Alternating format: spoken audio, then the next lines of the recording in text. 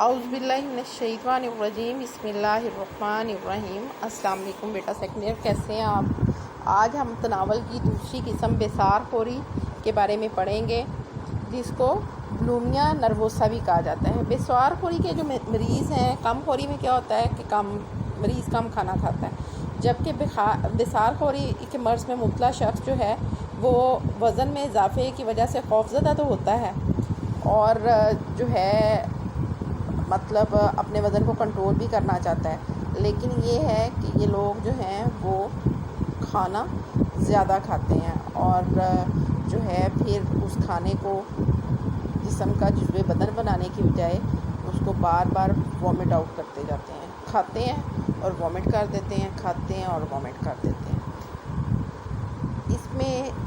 مبتلا مریض جو ہیں وہ اپنے بدن کے بڑھنے کے خوف میں مبتلا ہوتے ہیں اور جو ہے ان کی تعداد جو ہے وہ کم خوری کے مریضوں کی نسبت بہت زیادہ ہے۔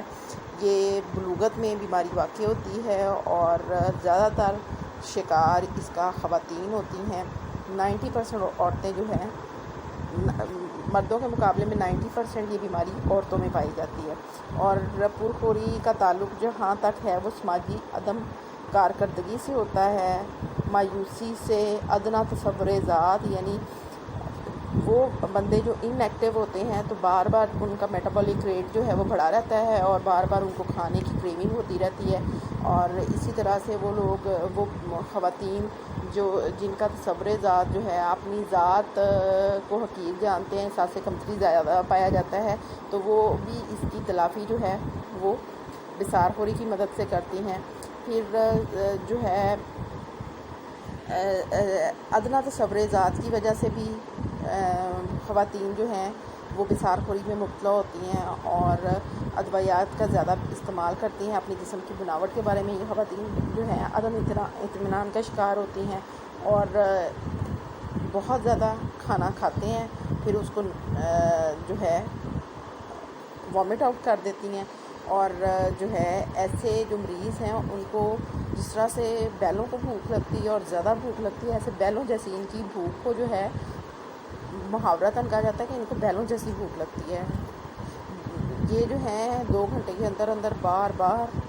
کثیر تعداد میں کھانا کھا جاتے ہیں اور اس کے ساتھ ایسا کردار اپنانا شروع کر دیتے ہیں جس سے بہت زیادہ تناول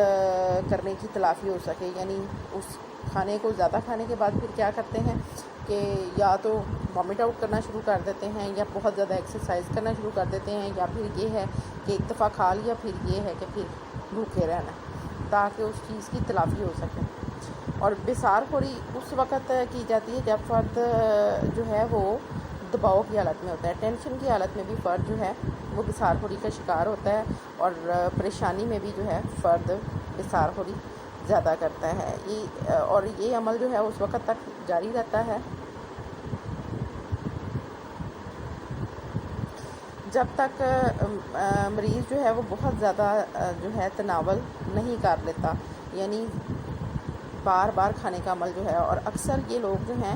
ہائی کیلوری ڈائٹس کھاتے ہیں جس میں کیک، پیسٹریز اور بیکری کے مختلف آئٹمس شامل ہیں، جو کہ صحت کے لحاظ سے ویسے بھی ان کے اندر جو ہے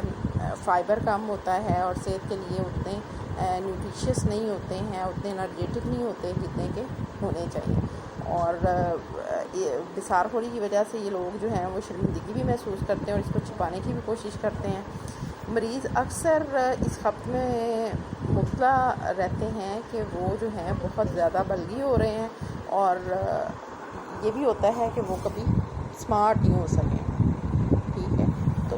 اس بیماری کو انگلش میں جو ہے بنج پرچ سنڈروم بھی کہا جاتا ہے۔ پھر اسی کی ایک دوسری قسم ہے پرخوری۔ پرخوری کیا ہوتی ہے کہ بغیر جو ہے چبائے زیادہ مقدار میں زیادہ کیلوریز والی خوراک کو بغیر چبائے نگلنا، اور ایسا کب کیا جاتا ہے جب فرد جو ہے وہ بہت زیادہ دباؤ کا شکار ہوتا ہے۔ ایسے لوگ جو ہیں ان کے اوپر جیسے دورے پڑتے ہیں نا کھانے کے، ایسے دورے پڑتے ہیں اور بار بار جا کے کھاتے ہیں اور جو ہے گھنٹے 2 گھنٹے دن میں تقریباً جو ہے 2 ٹائم کی میل کی بجائے جو ہے وہ 40-30 ٹائمز کا میل لیتے ہیں اور گھنٹے کے اندر اندر بہت زیادہ کیلوریز کو بغیر چبائے کھا لیتے ہیں، تو اس کو جو ہے بنج ایٹنگ جو ہے وہ کہا جاتا ہے۔ زیادہ مشکل ایسی صورتحال اس وقت پیدا ہوتی ہے جب فرد جو ہے اس کو شدید دباؤ محسوس ہوتا ہے تو وہ بار بار بہت زیادہ کھانا کھاتا ہے اور پھر جو ہے الٹیاں کرتا ہے۔ پرخوری کوئی مسلسل عمل نہیں ہے، مختلف افراد میں مختلف حالتوں میں جو ہے وہ پایا جاتا ہے۔